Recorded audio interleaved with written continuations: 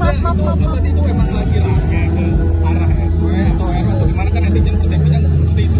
Ya, gue melihat banyak yang perspektifkan macam-macam. Ya, gue bisa mengerti lah.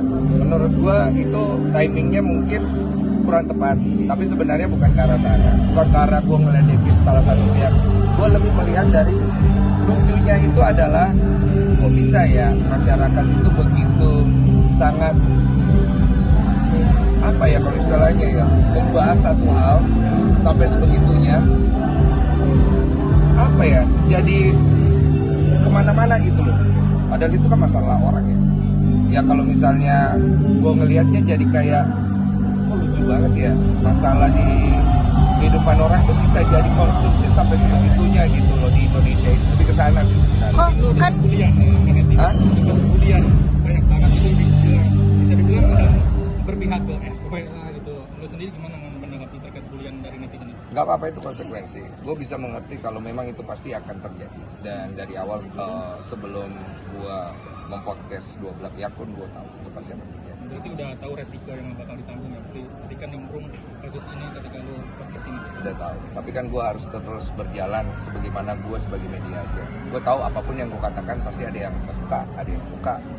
Dan itu konsekuensi yang harus gue terima. Tapi message yang gue sampaikan adalah gue coba untuk bisa sebaik mungkin untuk mengundang dua belah pihak supaya terima.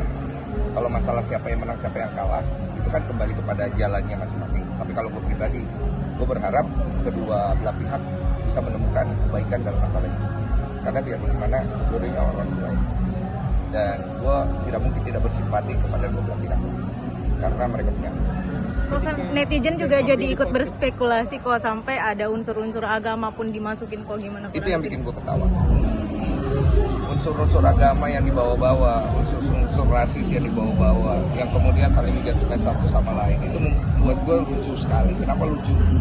Kita ini kan orang-orang pinter ya, kok sampai ke sana gitu loh. Maksud gue nggak apa-apa kalau memang akhirnya ada perbedaan, tapi jangan membawa unsur agama, unsur ras, karena itu kan hal-hal yang sangat sensitif ya, dan itu sangat membahayakan dan bisa menimbulkan propaganda gitu. Gue sih lebih ke sana sih.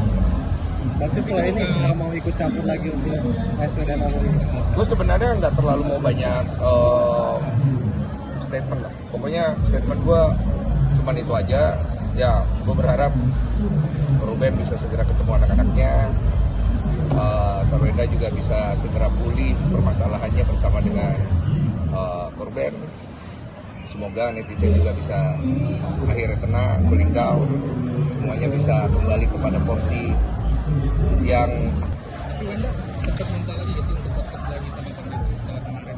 Sekarang kan masih ramai gitu. Enggak. Aku udah nggak membuka wacana lagi di situ. Jadi hari ini mungkin statement terakhirku untuk masalah itu, aku kedepannya aku udah nggak mau statement lagi, karena menurut aku cukup biar orang semua cooling down. Sempat keluarga kenal mungkin terkait bulian dari netizen sendiri? Ada sebenarnya bukan satu, ada beberapa akun sebenarnya. Kemudian akun itu menghina anak dan istriku. Aku sih cuman memberikan balasan.